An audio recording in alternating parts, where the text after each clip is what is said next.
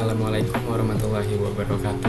Perkenalkan, nama saya Juandika Firmani Putra dari kelas 02 TPLP 036 dengan NIM 241011402001. Di sini saya akan mempresentasikan tugas akhir dari mata kuliah pengantar aplikasi komputer dengan dosen pengampu yakni Ibu Ines Hedianika Sari, SSI MKOM.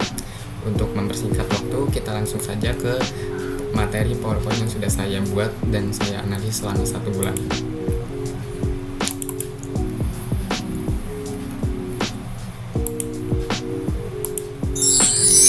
Baik, untuk judulnya yakni analisis penjualan pasar dengan periode 1 sampai 30 Juni 2025. Latar belakang dari analisis ini yakni penjualan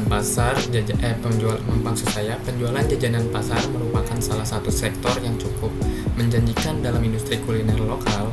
Dalam upaya memahami preferensi konsumen serta meningkatkan strategi penjualan, dilakukan juga analisis terhadap data penjualan selama periode bulan Juni 2025. Nah, melalui laporan ini juga dilakukan identifikasi terhadap yang pertama itu kategori produk yang diminati, lalu yang kedua itu produk dengan jumlah penjualan tertinggi, dan yang ketiga rata-rata penjualan tiap kategori. Tujuannya itu memberikan gambaran menyeluruh mengenai performa penjualan agar dapat dijadikan dasar dalam pengambilan keputusan bisnis yang lebih tepat sasaran. Untuk ringkasan keseluruhannya bisa kita lihat dari data yang sudah saya buat selama 1 bulan dengan total penjualan yakni Rp620.500. Lalu produk terlarisnya yakni wajik dengan terjual 10 unit atau 10 pieces, dan hari penjualan terbaik itu di tanggal 8 Juni 2025, dan juga jumlah produk yang terjual selama 1 bulan yakni 167 unit.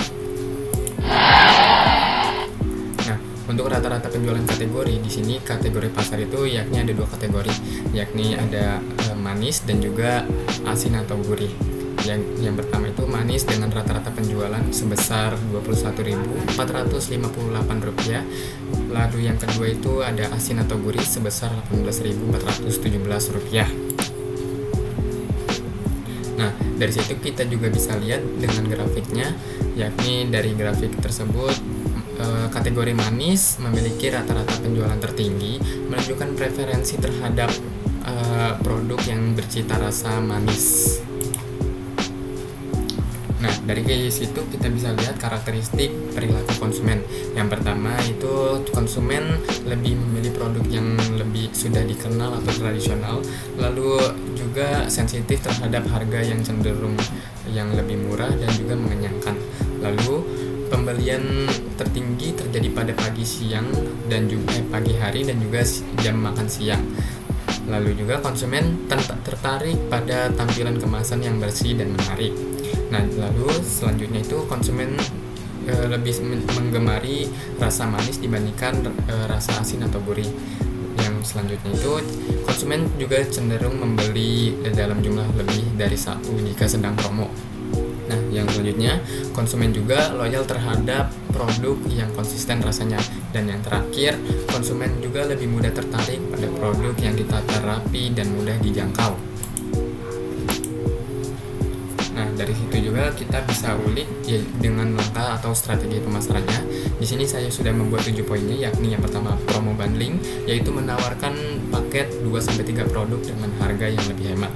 Yang kedua itu ada desain kemasan yang menarik, gunakan juga warna cerah dan tampilan modern.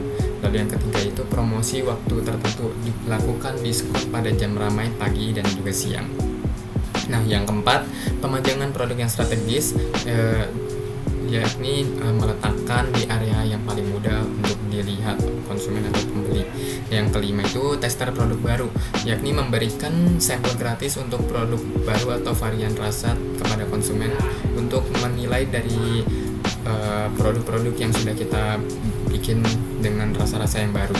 Lalu yang keenam ini aktif di media sosial, yakni dengan cara memposting konten rutin di WhatsApp, di Instagram ataupun di TikTok dan juga platform-platform lainnya. Tujuannya ini untuk seperti banding lewat online dan juga membuat konsumen tertarik dengan produk-produk kita.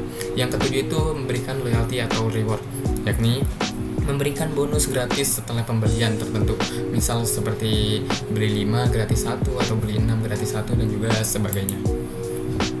Nah, dari kesimpulannya juga berdasarkan hasil analisis yang sudah saya buat pada penjualan jajanan pasar selama bulan Juni ini, dapat disimpulkan bahwa kinerja penjualan berada dalam kondisi yang cukup baik.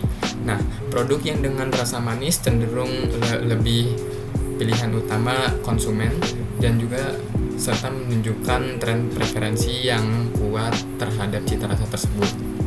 Selain itu, pola pembelian konsumen cenderung terjadi di pagi hari dan siang hari dengan harga yang terjangkau serta tampilan produk yang menarik sebagai faktor utama yang memengaruhi keputusan pembelian.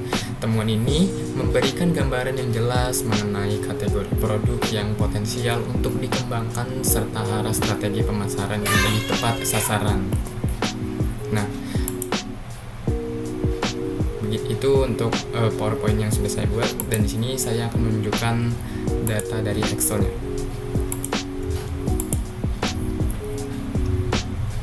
Baik, di sheet 1 ini kita sudah melihat analisis jajanan pasar dari tanggal 1 Juni sampai 30 Juni 2025 dengan total penjualan sebesar 625.000, dan di sheet 2 nya ini dari rekapnya kita bisa lihat dari total penjualan Rp625.000 dengan produk terlaris wajib 10 unit atau 10 pieces, dan hari penjualan terbaik itu pada tanggal 8 Juni dan juga jumlah produk yang terjual yakni 167 unit, dan juga bisa kita lihat rata-rata penjualannya itu dari kategori manis lebih mendominasi dibandingkan kategori asin atau gurih. Oke, baik. Mungkin cukup sekian presentasi dari saya.